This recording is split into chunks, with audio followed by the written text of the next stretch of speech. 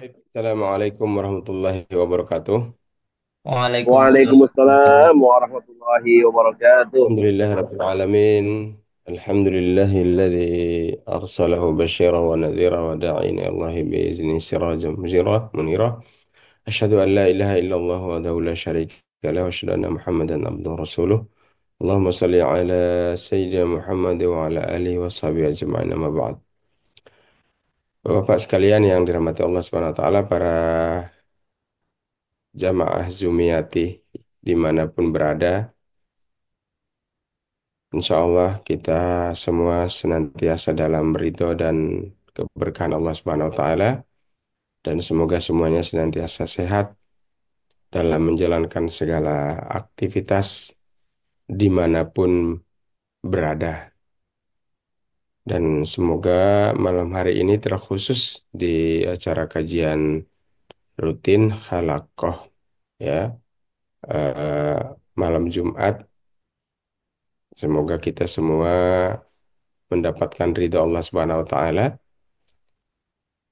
Min.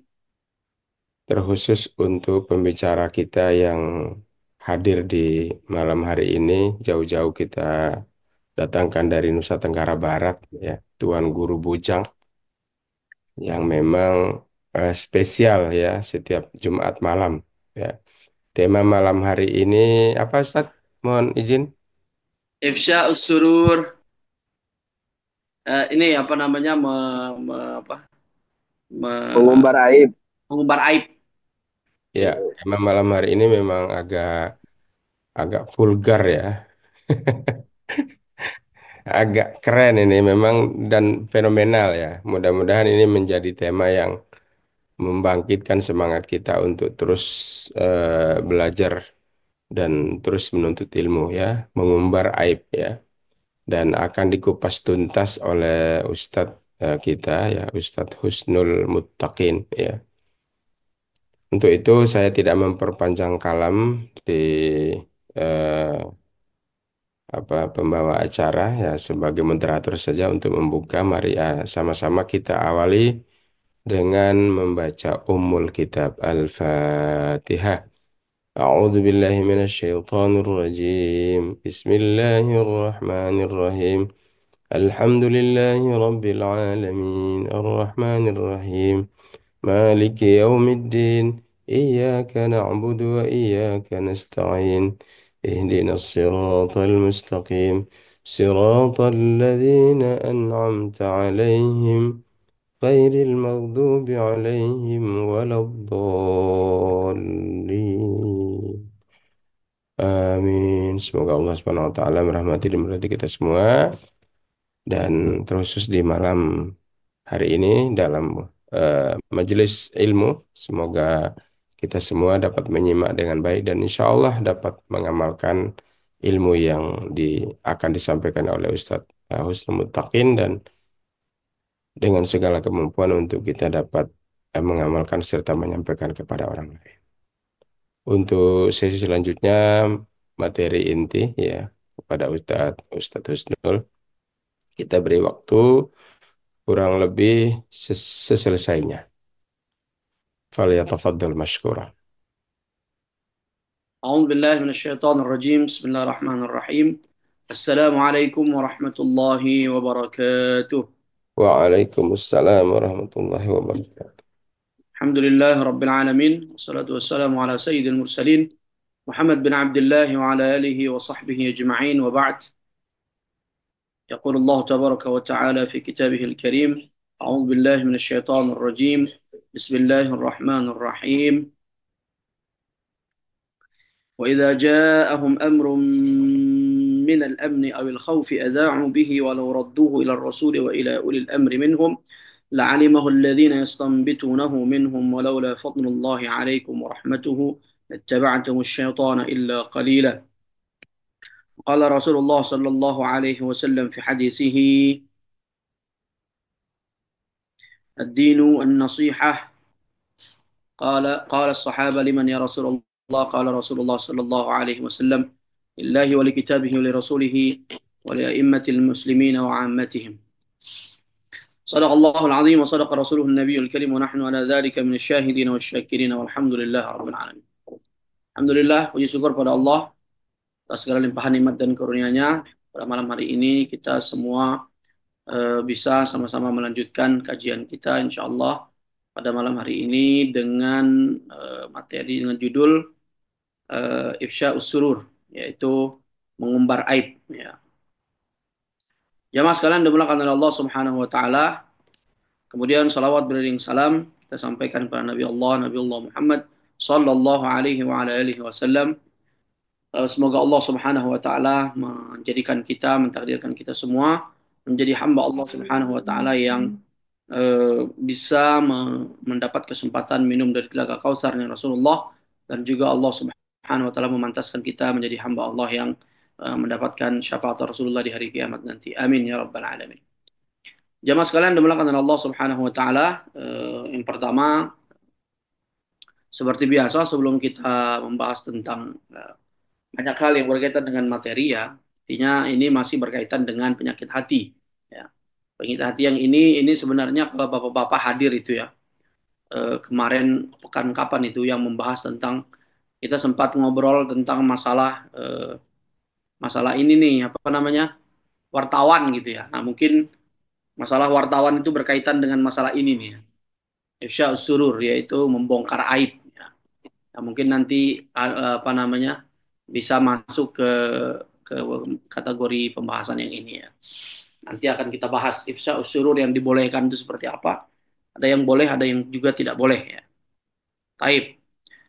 Teman-teman sekalian dimulakan oleh Allah Subhanahu wa taala, baik yang di Zoom maupun yang di Facebook. Yang pertama, ifsya usurur ya, apa namanya, afsya itu artinya membongkar ya, mengumbar ya, apa namanya, mengumumkan, ya, memberitahu kepada khalayak ramai, kepada orang lain selain diri kita ya, atau selain orang-orang yang diamanahkan apa namanya, kisah-kisah ya, atau berita-berita khusus gitu ya, yang berkaitan dengan aib atau misalkan hal-hal yang tidak diinginkan oleh pemberi pemilik cerita gitu ya. Jadi siapapun yang kita dilarang untuk menyampaikannya, dilarang oleh pemilik cerita untuk mengabarkan cerita tersebut kepada mereka, maka haram hukumnya kita melakukan itu. Sehingga ketika kita menyampaikan kisah atau berita yang mana kita dilarang untuk menyampaikannya kepada orang lain, maka itu sudah masuk pada kategori suruh.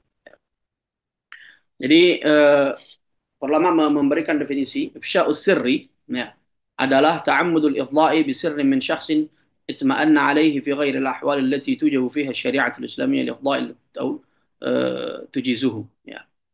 Apa namanya, ifsya'us surur itu adalah orang yang dengan sengaja ya membongkar atau mengumumkan ya, atau bercerita kepada khalayak ramai terkait sebuah aib ya, aib atau sesuatu yang tidak boleh diceritakan kepada orang lain. Baik itu apa namanya, berkaitan dengan personal seseorang, kelompok ya. Kemudian baik itu berkaitan dengan aib secara akhlak ataupun aib secara apa namanya, aib fisik ataupun aib akhlak gitu ya. Akhlak itu bisa sifat banyak hal ya. Ini jamaah sekalian dimulakan oleh Allah Subhanahu wa taala, kira-kira pengertian dari mengumbar aib ya.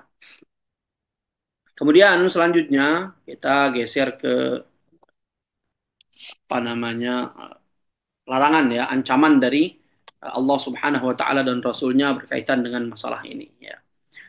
Jamaah sekalian dimulakan oleh Allah Subhanahu wa taala, yang pertama adalah larangan dari Al-Qur'an ya. Mungkin kita semua tahu di surat Tahrim ayat 3 ya, di mana Allah berfirman, "A'udzubillahi minasyaitonir rajim. Wa idza asarra an-nabiyyu ila ba'di azwajihi haditsa falamma nabba'at bihi wa adhhara Allahu 'alaihi 'arrafa ba'dahu wa a'rada 'an ba'd. Falamma nabba'aha bihi qalat man anba'aka hadza qala nabba'ani al-'alimul khabir." Ya. Nah, ini kondisi di mana apa namanya, salah satu uh, kondisi di mana sebuah kisah aib berita itu terbongkar ya. surat Tahrim ini ya. Jadi Allah Subhanahu wa taala mengingatkan kita akan kisah yang terjadi di diri Rasulullah sallallahu alaihi wasallam itu sendiri ya. Nah, ini mengumbar aib itu sebenarnya secara ini ya, secara umum dia hukumnya diharamkan ya, nggak boleh ya. Tidak boleh haram hukumnya seseorang mengumbar aib, menceritakan sesuatu yang dilarang oleh pemilik cerita tersebut ya. Banyak ya. Dan ini juga berkaitan dengan membongkar aib ini berkaitan keras dengan masalah amanah juga ya. Berkaitan dengan masalah amanah ya, orang-orang yang membongkar aib itu mereka memiliki apa namanya masalah ya yang berkaitan dengan amanah juga ya. Artinya ada trust issue di sini ya, trust issue ya. Jadi apa namanya dilarang ya, nggak boleh. Nah, ini berkaitan dengan dua penyakit secara direct ya, yaitu penyakit tidak amanah ya, sama penyakit suka mengumbar aib ya. Dan mengumbar itu kan tidak mesti dengan cara omongan ya.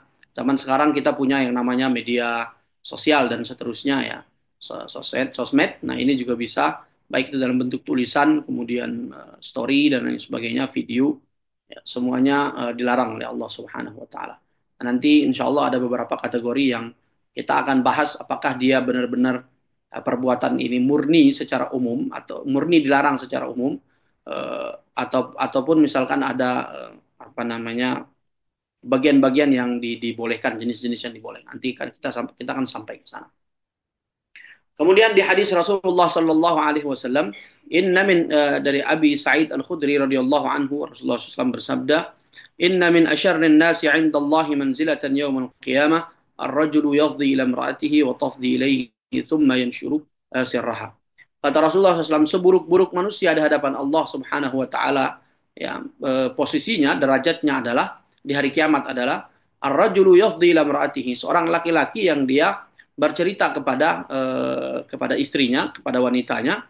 Kemudian watafdi ilaihi, dan begitu pula istrinya bercerita kepada suaminya. Summa yanshuru sirraha. Kemudian setelah itu ternyata suaminya mengumbar ya, atau salah satu dari mereka mengumbar aib sesamanya. Salah satu apa namanya istri mengumbar aib suami, suami mengumbar aib istri ya. Terutama nanti kita akan lihat ya beberapa hadis yang berkaitan dengan masalah yang paling parah dalam masalah ini itu adalah dalam masalah urusan rumah tangga ya. Dalam masalah hubungan rumah tangga ya. Terutama antara suami dan istri. Baik.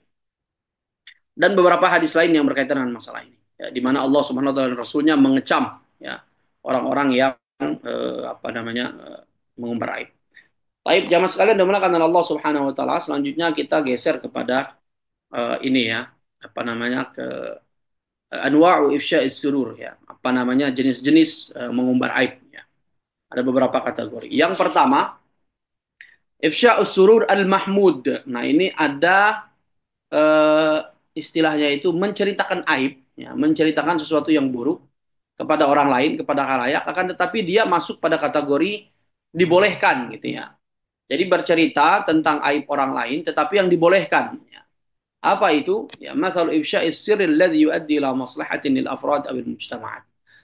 Yang diperbolehkan itu adalah apabila sebuah aib itu berkaitan dengan hancur atau baiknya apa namanya uh, kondisi dan kemaslahatan kaum muslimin ya, personal dan kaum muslimin ya. Kemudian berkaitan dengan kemaslahatan negara misalkan dan seterusnya. Sebagai contoh ketika apa namanya ada orang yang mau membunuh orang lain gitu ya, mau mencelakakan orang lain. Misalkan kita tiba-tiba dengar gitu ada orang yang bersekongkol mau melakukan keburukan terhadap si A, maka kita diperbolehkan ya, bahkan bisa dikatakan wajib ya, bahkan harus ya, harus menyampaikan bahwasanya akan terjadi apa namanya hal ini ya, mencelakakan orang lain, membunuh dan seterusnya. Karena kalau kita tidak kasih tahu maka bisa jadi orang yang menjadi objek itu akan lalai dan dia bisa jadi akan meninggal ya karena ada rencana pembunuhan misalkan. Ya, ini seperti yang terjadi di Indonesia ya, banyak sekali. Sebagai contoh misalkan untuk mengungkap keadilan juga yang terjadi di apa namanya kasusnya siapa polisi itu. Jenderal polisi itu siapa? Sambo misalkan. Nah, ini mungkin berkaitan dengan apa? Masalah masalah ini ya, masalah keamanan negara dan seterusnya. Ini boleh ya. Jadi keadilan, keamanan dan seterusnya ya semena-mena, misalkan korupsi juga ya. Ini boleh silahkan ya. Ini masuk pada kategori al-mahmud yang dibolehkan ya.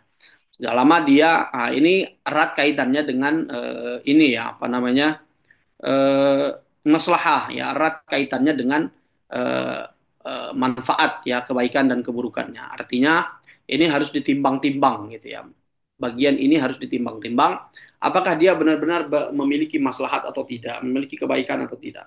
Jika diumbar malah justru membawa kemungkaran, justru mau membawa kerugian, maka jangan ya. Kerugian itu bagi misalkan orang-orang yang memang apa namanya eh, kaum muslimin ya atau orang-orang yang berada di pihak keadilan. Contoh misalkan ini kalau kasus Sambo kita ungkap maka dia akan merugikan kepolisian misalkan. Tapi orang yang dibunuh tidak nggak penting misalkan ya. Maka ini kan maslahahnya beda gitu ya. Jadi maslahah menurut satu sisi dari satu kelompok gitu yang merasa akan dirugikan gitu. Padahal faktanya eh, orang yang justru harusnya mendapat keadilan butuh gitu ya. Maka silahkan diungkap. Nah ini masuk pada kategori ifsya usurur il mahmud ya, yang diperbolehkan kira-kira gitu. Yang berkaitan dengan apa namanya maslahat perorangan, kelompok, negara dan seterusnya, umat kaum muslimin. Kemudian yang kedua adalah bentuk yang kedua adalah al-ifsya al-mazmum ya. Yaitu membongkar aib yang berkaitan dengan apa namanya membongkar aib yang diharamkan oleh Allah Subhanahu wa taala. Menceritakan aib yang diharamkan oleh Allah Subhanahu wa taala. Yang pertama adalah ifsya'ul insani sirra nafsihi wa hadha yadullu ala fashlihi wa adami sabri. Yang pertama adalah membongkar aib diri sendiri. Ya, ini tidak dibolehkan. Ya, ini diharamkan oleh Allah Subhanahu wa taala kecuali memang kalau orang ada yang mau menuntut keadilan ya. Ini sebenarnya kembali kepada bagian yang pertama ya, ada maslahatnya ya. Jadi membongkar aib diri sendiri gitu ya. Termasuk diantaranya misalkan mengumbar kemaksiatan yang dilakukan. Nah, ini kan banyak terjadi ya. Banyak terjadi di kalangan kita kaum muslimin ya di media-media sosial orang-orang ya mengumbar aib gitu. Jadi eh, alhamdulillah gitu ya Allah sudah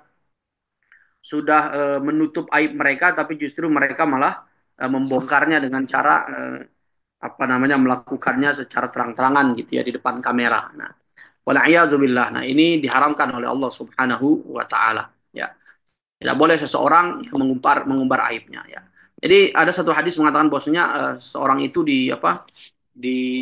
diharuskan ya menutup aibnya itu sebagaimana apa namanya dia ini ya di redaksi hadisnya menutup kebaikannya yang menyembunyikan kebaikannya sebagaimana dia menyembunyikan dosanya ya. Artinya dua-duanya ya kita usahakan terutama masalah dosa ya. Allah Subhanahu Rasulullah SAW menganjurkan kepada kita untuk menyembunyikan aib kita sendiri ya.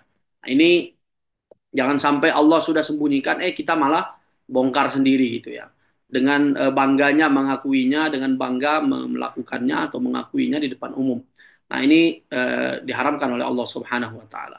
Kemudian apalagi nggak ada gunanya gitu ya. Jadi mengumbar aib diri sendiri nggak ada gunanya, nggak ada untungnya, nggak ada maslahatnya sama sekali gitu. Apalagi buat dirinya sendiri, ya apalagi buat orang banyak gitu ya, nggak ada maslahatnya.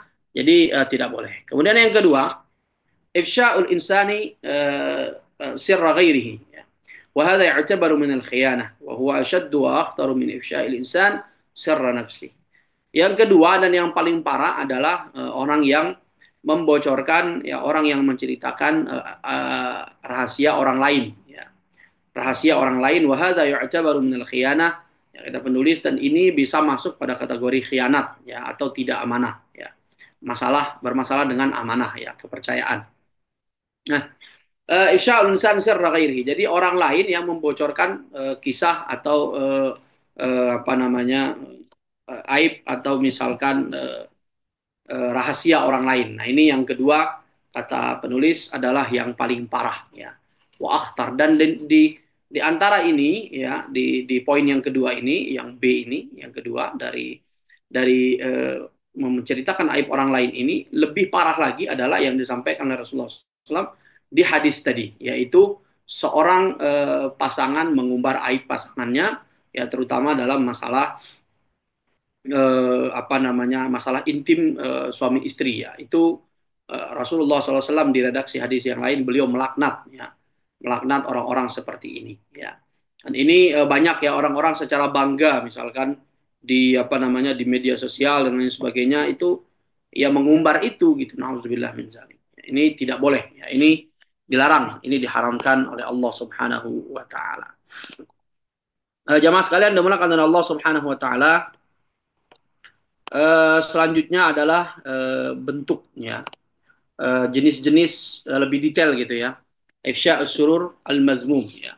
Kemudian selanjutnya adalah lebih detail lagi tentang masalah ifsya surur al-mazmum yaitu mengumbar aib yang diharamkan ya. Bentuk-bentuknya ya. Yang pertama misalkan ifsya al-asrari az-zawjiyah. Ya, ini yang poin pertama. Yaitu membongkar aib, membuka aib yang berkaitan dengan masalah rumah tangga, ya. Pasangan suami istri. Ya. Jadi Allah Subhanahu Wa Taala kita tahu ya bahwasanya Allah Subhanahu Wa Taala telah menjadikan memberikan apa namanya dalam apa pasangan ya pada pasangan suami istri rumah tangga itu hak-hak dan kewajibannya. Dan di antara hak-hak dan kewajiban yang harus dijaga itu adalah eh, eh, ini apa namanya menjaga rahasia ya, menjaga rahasia kedua pasangan, menjaga rahasia rumah tangga ya. Nah ini bahkan ya mungkin kalau kita tahu di apa namanya syariat ada syariat ini ya sebelum pernikahan itu ada syariat nazar ya, ada syariat nazar atau syariat tunangan itu ya, ada tunangan misalkan itu kan ada sebelum pernikahan itu ada syariat nazar. Nazar itu adalah seorang apa namanya pasangan melihat pasangannya gitu ya. Jadi misalkan ya bahkan syariat itu membolehkan ya seorang laki-laki yang ingin menikahi seorang wanita itu boleh ya diperlihatkan bagian-bagian yang secara umum boleh diperlihatkan. Misalkan tangan ya, bagian tangan, kemudian bagian kaki gitu ya, kaki betis ke bawah ya. Kemudian wajah ya itu boleh ya. Boleh diperlihatkan ya itu namanya syariat nazar ya. Nah, bahkan para ulama menganjurkan syariat ini dengan cara ya, dianjurkan dengan cara jangan laki-lakinya tapi ibunya gitu ya.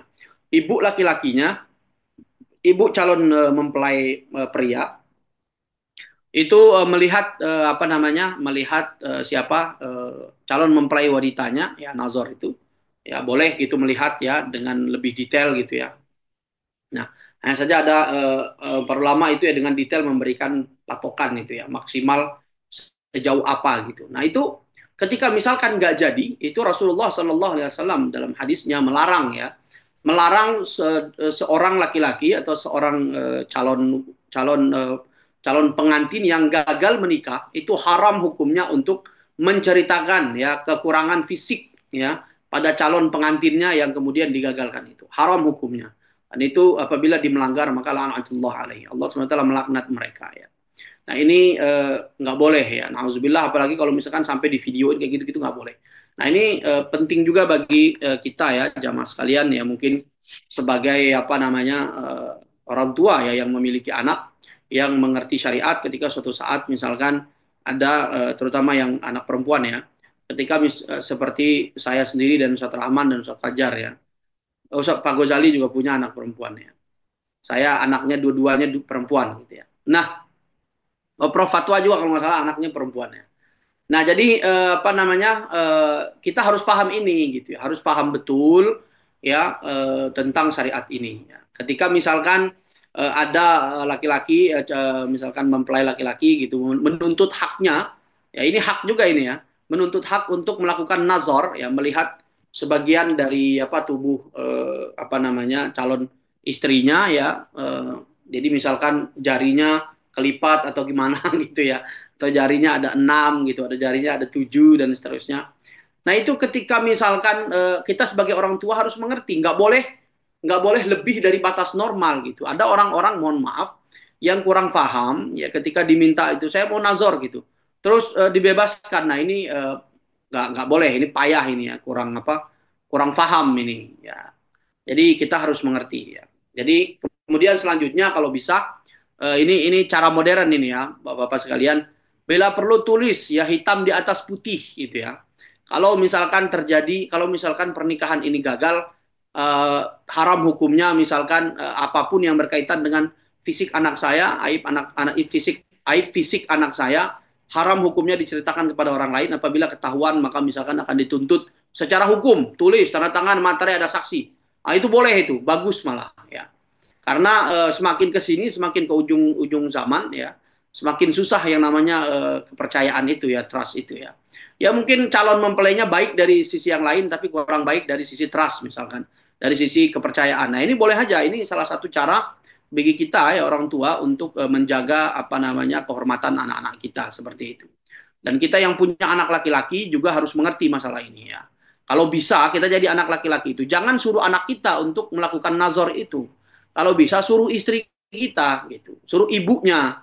Jadi perempuan sama perempuan, kira-kira seperti itu. Nah, ini juga salah satu cara yang ditekankan oleh para ulama untuk apa? Sebenarnya manfaatnya apa? Untuk menjalin hubungan baik antara calon mertua dengan calon menantu. Jadi kan selama ini kalau kita lihat di Indonesia terutama ya, kenapa terjadi apa namanya masalah rumah tangga yang baru setahun, baru 2 tahun itu tiba-tiba cerai gitu kan, tiba-tiba kandas gitu rumah tangganya. Banyak dari rumah tangga apa anak-anak kita, saudara-saudara kita itu kandas gara-gara apa? Gara-gara hubungan antara mereka dengan antara anak ini dengan menantu dengan mertuanya. Terutama mertua perempuan dengan menantu perempuan. Nah, ini salah satu cara ya syariat Islam itu untuk membuat mereka akrab gitu. Jadi ngobrol gitu ya, nazar, ngobrol. Ini jadi kira-kira seperti itu. Nah, ketika kita menjadi orang tua yang memiliki anak laki-laki, maka kita memerintahkan istri kita untuk melihat atau misalkan saudara perempuannya. Ya, jadi kita punya anak cowok, kita punya anak cewek, jadi ada adiknya cewek. Suruh adiknya gitu. Kira-kira gitu. Gimana fisiknya secara umum? Alhamdulillah telinganya dua gitu kan ya. Telinganya ada dua gitu. Kedua-duanya berfungsi misalkan. Terus tangannya, jarinya alhamdulillah 10. Jadi itu penting itu ya. Nazar itu bagian dari syariat, betul ya. Bahkan para ulama secara detail membahas tentang masalah ini. Kira-kira seperti itu.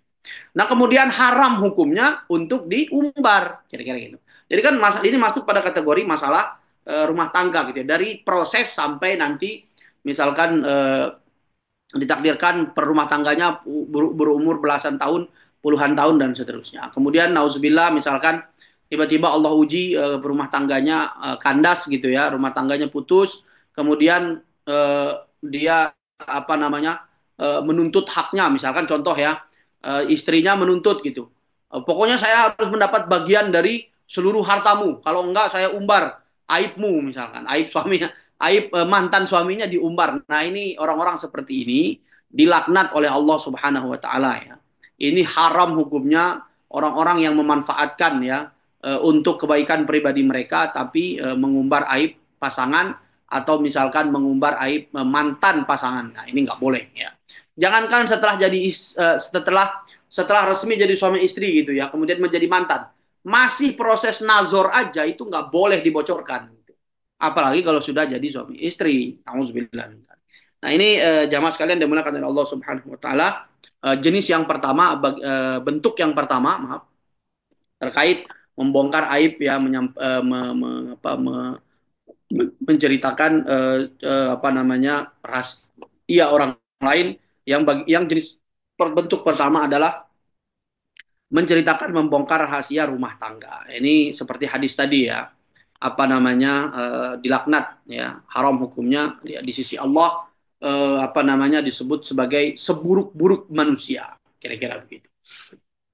Kemudian bahkan di redaksi hadis yang lain, misalkan dijelaskan oleh Abu Hurairah, Rasulullah SAW mengatakan, hal tadruna ma misla dzalik, innama masalu dzalika mislu syaitanah. Ya. Di redaksi hadis yang lain, ya, di mana Rasulullah SAW menceritakan ya seorang wanita yang membongkar aib suaminya, ya. Kemudian Rasulullah mengatakan, tahukah kalian orang seperti itu? Seperti itu permisalannya seperti apa? Kata beliau, innama masalu dzalika mithli syaitanah laqiyat syaitanan. Ya. Jadi suami istri ya di hadis yang sebelumnya Suami istri saling bercerita, kemudian masing-masing membongkar aib pasangannya masing-masing. Kata Rasulullah, orang seperti itu, pengibaratannya adalah seperti syaitan ketemu seton gitu ya. Laki-laki dan perempuan sama-sama setan gitu ya. Artinya ini ketika Rasulullah Shallallahu Alaihi Wasallam apa namanya melabel ya pelaku maksiat dengan label yang sadis seperti ini gitu ya. Artinya apa? Itu perbuatan yang sangat tercela ya, dosa yang sangat dilarang oleh Allah dan Rasulnya. Kira-kira maka perlu kita perhatikan bersama. Ya. Kemudian selanjutnya jamaah sekalian dimulakan oleh Allah Subhanahu wa taala, yang kedua adalah ifsya'u asrarid daulah. Ya, yang kedua adalah membocorkan rahasia atau aib atau rahasia negara ya. Seperti misalkan membocorkan dokumen-dokumen rahasia negara yang bisa membuat negara itu tumbang misalkan jika rahasia itu diketahui oleh negara lain dan seterusnya. Maka ini haram ya, haram hukumnya nggak boleh ya. Nggak boleh misalkan seorang intelijen gitu ya membocorkan rahasia negara apabila ini akan merugikan negara. Akan tetapi perlu diketahui ya, ini kan berkaitan juga dengan masalah amanah dan ketaatan ya. Jadi la ta'ata li makhluqin fi ma'siyatil khaliq ya. Tidak ada ketaatan kepada makhluk terkait dalam masalah bermaksiat kepada Allah. Nah, kalau misalkan ada apa namanya ketidakadilan yang dilakukan oleh negara, maka ya harus diumbar, harus dikasih tahu, harus dibocorkan gitu. Kenapa? Karena mereka melakukan kezoliman kira-kira, apalagi yang berkaitan dengan HAM misalkan ya. Jadi berapa banyak orang dibunuh kemudian di apa disimpan begitu saja rahasianya kira-kira gitu ya. Nah, ini kan kembali kepada yang diperbolehkan akan tetapi sangat berkaitan erat dengan masalah maslahah ya, kira-kira seperti itu. Jadi ifsya'u asrarid daulah ya, nggak boleh seseorang membocorkan berita rahasia kaum muslimin ya, terutama yang berkaitan dengan negara Islam misalkan. Nah, ini nggak boleh. Kemudian yang ketiga, ifsya'u wa i'lanu dzunubi allati yartakibuha. Orang-orang yang mengumbar dosa ya atau perbuatan buruk yang dikerjakan atau yang pernah dilakukan dengan bangga gitu ya apa namanya mengumbar gitu ya bahwasanya dia melakukan dosa ini bla bla bla. Nah, ini nggak boleh ya apalagi sambil live gitu ya, nauzubillah min dzalik ya. Jadi orang-orang seperti ini termasuk orang-orang yang dilaknat oleh Allah Subhanahu wa taala ya. Mereka Allah Subhanahu wa taala sudah menjaga aib kita, sudah menjaga aib mereka, tiba-tiba mereka sendiri ngumbar aib. Nah, ini kalau kata saya ini orang otak apa akalnya bermasalah gitu ya, akal sehatnya bermasalah gitu ya. Nah ini nggak bagus ya. Jadi diharamkan seseorang itu mengumbar aibnya.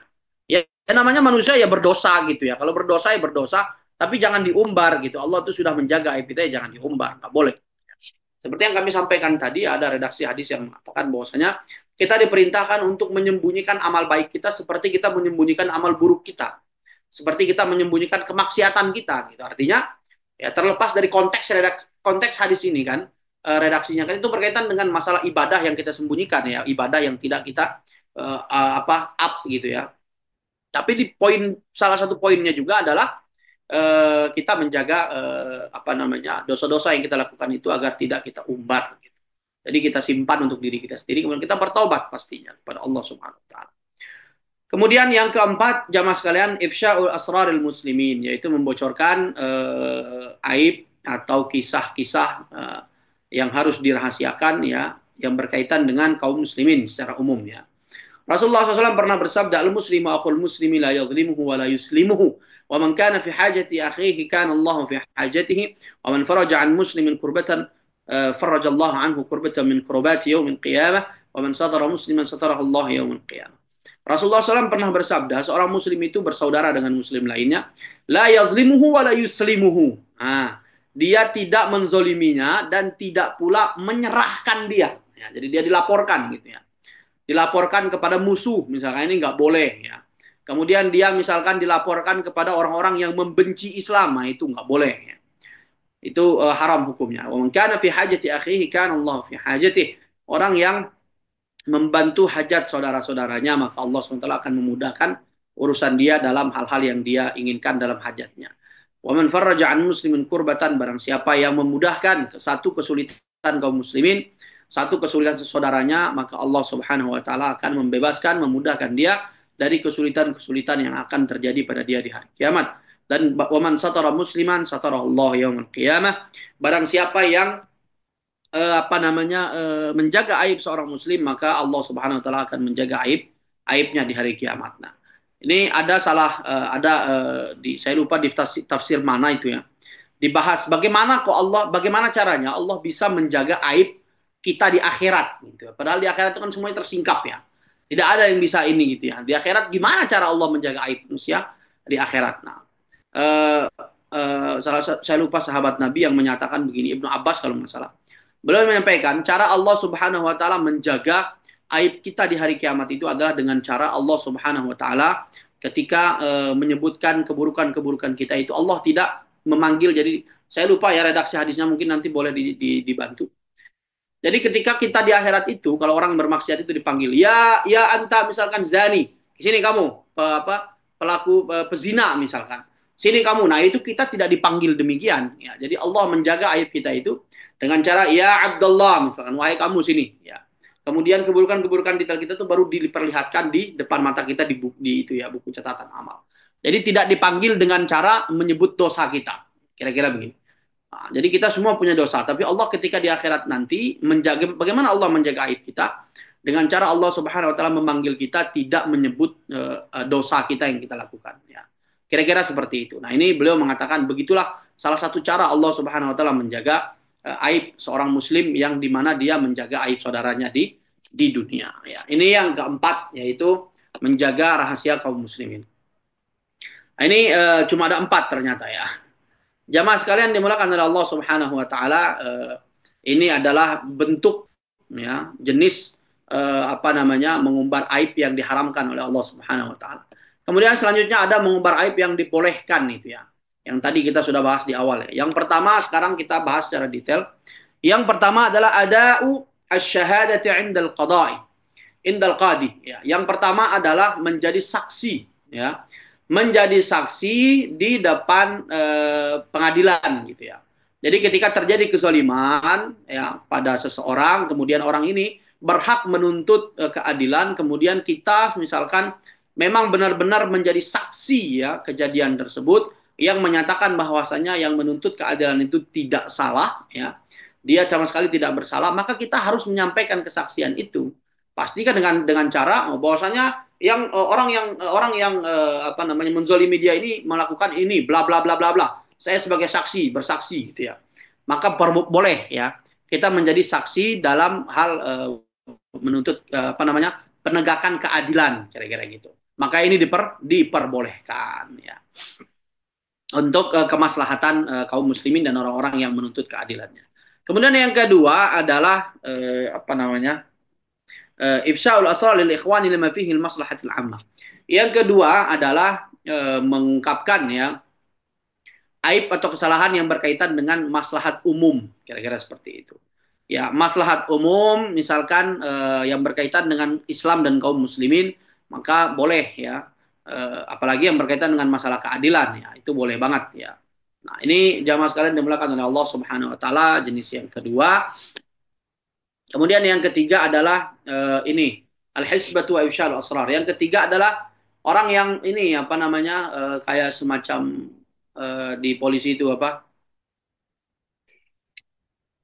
penyidik. Nah, kira-kira gitu ya.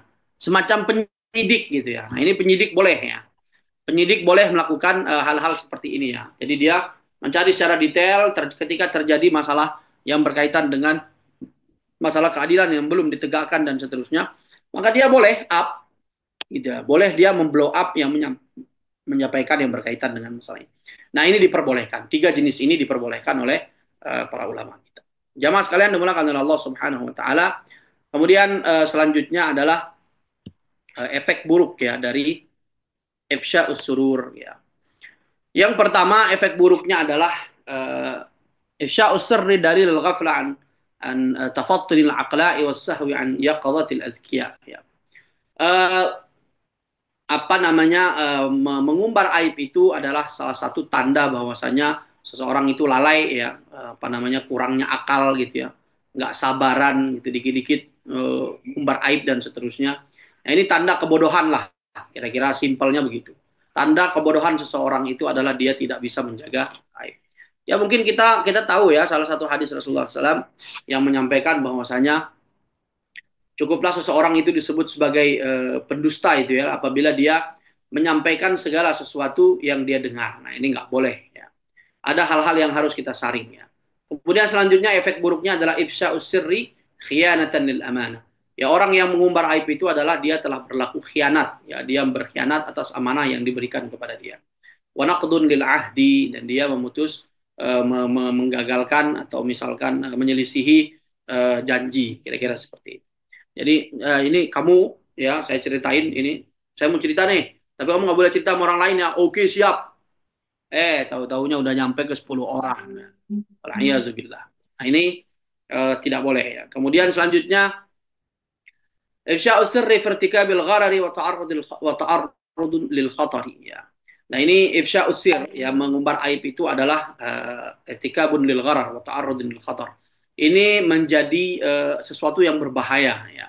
Sesuatu yang berbahaya dan sesuatu yang merusak ya karena dia bisa membawa kerusakan ya. Mengumbar aib itu bisa membawa kerusakan dan bisa membawa membahayakan orang lain kira-kira gitu ya. Kemudian selanjutnya adalah ifsya'us sirri dalilun ala fasadil muru'ah ya. Jadi mengumbar aib itu adalah tanda bahwasanya efek bahwasanya apa namanya bukti bahwasanya seseorang itu akhlaknya buruk ya kira-kira gitu. Akhlaknya tidak baik ya, akhlaknya buruk. Buruknya akhlaknya salah satu tunduk tanda buruknya akhlak ya. Kemudian ifsya'us sirri dalilun ala qillatis sabri wa dhiqis sadr ya. Mengumbar aib itu adalah tanda bahwasanya seorang itu kesabarannya setipis tisu gitu ya. Nah, jadi nggak sabar pengen cerita gitu ya keburukan orang lain. Nauzubillah. Kemudian pastinya ya apa namanya ifsya'us sirri yu'aqabu an-nadabu wa hasratu fi nafs. Nah, ini apa namanya ifsya'us sir ya itu juga apa namanya bisa menghadirkan amarah yang ini ya, amarah yang berbahaya ya dan seterusnya. Kemudian apa namanya pasti ya mengumbar aib itu adalah seburuk-buruk perkataan ya, seburuk-buruk perkataan seseorang itu adalah menceritakan aib saudaranya, mengumbar aib saudaranya. Dan banyak lagi ya apa namanya efek ya, efek buruk dari mengumbar aib. Nauzubillah min dzalik. Kemudian selanjutnya kalau kita bicara tentang masalah siksa neraka dan dosa ya jelas ya. Kita sudah sebut di beberapa hadis itu ya. Rasulullah SAW melarang. Pastinya ini adalah salah satu hal yang kalau apabila larangannya benar-benar mengerikan gitu ya maka masuk pada kategori dosa besar ya. Mayoritas dosa-dosa hati itu rata-rata ya dosa besar gitu ya rata-rata. Kemudian hal-hal yang membuat seseorang itu gampang mengumbar aib orang lain. Yang pertama adalah idrak apa namanya ya, apa namanya al asbabul mu'inah ya hal-hal yang bisa membantu kita dari apa namanya menghindari penyakit ini gitu ya. Yang pertama adalah idraku khuturatil lisan ya. Kita mengetahui, memahami betul bahwasanya masalah lidah ini masalah yang berbahaya ya. Masalah omongan ini adalah masalah yang mengerikan ya. Kita tidak boleh asal ngomong, tidak boleh asal menyampaikan, tidak boleh asal bercerita. Kita harus lihat kepada siapa kita bercerita. Kita harus memilih kepada siapa kita bercerita. Ya. Kemudian selanjutnya adalah tadhkuru aqibata kashfis sirri. Ya. Kita memahami betul bahwasanya orang yang membocorkan aib itu hukumannya di akhirat itu mengerikan ya. Allah Subhanahu wa taala mengancam orang-orang seperti ini. Kemudian yang ketiga adalah ta'widun nafsi 'ala sabr. Yang ketiga cara agar terhindar dari penyakit ini, penyakit mengumbar aib adalah membiasakan diri bersabar gitu ya dengan berpuasa. Kemudian ketika marah itu mengucapkan auzubillahi minasyaitonirrajim, berwudu dan seterusnya. Kemudian yang keempat adalah an la tahmila ma la nutiqa minal asrar. Ya, yang keempat ya adalah biasakan jangan kalau misalkan ini saya ada orang datang gitu, saya mau cerita nih tentang ini masalah ini. Kalau kita harus tanya tentang masalah apa secara umum, oh masalah ini. Oh enggak ah, saya nggak mau tahu masalah ini misalkan. Saya nggak mampu. Nanti saya misalkan nggak bakal bisa menahan ini apa namanya menjaga amanahnya. Nah, jadi kalau yang kita tidak mampu, kira-kira kita perkirakan nggak mampu jaga amanah, ya jangan diterima, kira-kira gitu. Jangan di ketika orang datang mau cerita nggak mau, nah, jadi harus ditolak gitu ya. Jadi masalah apa ini? Masalah rumah tangga. Oh, maaf saya nggak mampu. Gitu. Jadi jangan menerima kisah ya atau apa namanya rahasia yang kita tidak mampu untuk menahan rahasia itu. Jadi kita harus mengerti. Kemudian yang kelima adalah yang terakhir adalah apa namanya la tansal wasaya. Ya, jangan lupa ya nasihat-nasihat Nabi Shallallahu Alaihi Wasallam ya. Misalkan banyak ya nasihat tentang masalah ini. Misalkan hadis Rasulullah SAW, eh, eh, kafa bil mar'i itsman an yuhdisa bi kulli ma sami'a. Cukuplah seseorang itu disebut sebagai pendosa ya apabila dia menceritakan segala sesuatu yang dia dengar ya. Karena pepatah Arab itu bilang begini ya. Eh, la tusaddiq la tusaddiq kullama tasma' wala gimana ya redaksi ini ya. Intinya bunyinya begini kira-kira ya terjemahan bebasnya. Jangan kau membenarkan segala sesuatu yang kau dengar dan jangan engkau ceritakan segala sesuatu yang engkau ketahui. Kira-kira begitulah. Jadi ini salah satu bisa kita kategorikan sebagai salah satu tanda orang beriman gitu ya. Orang beriman itu tidak tidak semua yang dia dengar itu benar, dia benarkan ya karena ada cerita-cerita yang buruk, cerita-cerita yang tidak sesuai dengan faktanya dan seterusnya. Wala taqul oh ya, la tusaddiq kullama tasma' wala taqul kullama ta'lam. Ya. Jangan benarkan segala sesuatu yang kamu dengar dan jangan ceritakan segala sesuatu yang kamu ketahui karena di situ ada apa namanya dalam hal-hal yang kita ketahui ada yang namanya aib-aib, kisah-kisah orang lain yang tidak boleh kita ceritakan. Kira-kira seperti itu. Demikian jamaah sekalian dimulakan oleh Allah Subhanahu wa taala, semoga bermanfaat. Apabila ada kekurangan dan kesalahan itu datangnya dari kami. Terima kasih jazakumullah khairal jaza wa akhiru da'wana alhamdulillah rabbil alamin. Assalamualaikum warahmatullahi wabarakatuh.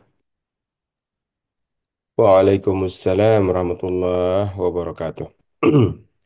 Jazakumullah khair Ustadz Husnul Muttaqin ya yang telah memaparkan Masya Allah ya begitu gamblang tentang eh, mengumbar aib ya ya mulai dari larangan kemudian hal-hal yang boleh diumbar dan hal-hal yang tidak boleh diumbar dan bahkan sampai pada manfaat dan mudarat dalam mengumbar aib. Dan mudah-mudahan ini menjadi eh, pencerahan bagi kita semua ya bagi pribadi-pribadi kita ataupun kita semua yang mendengarkan di malam hari ini.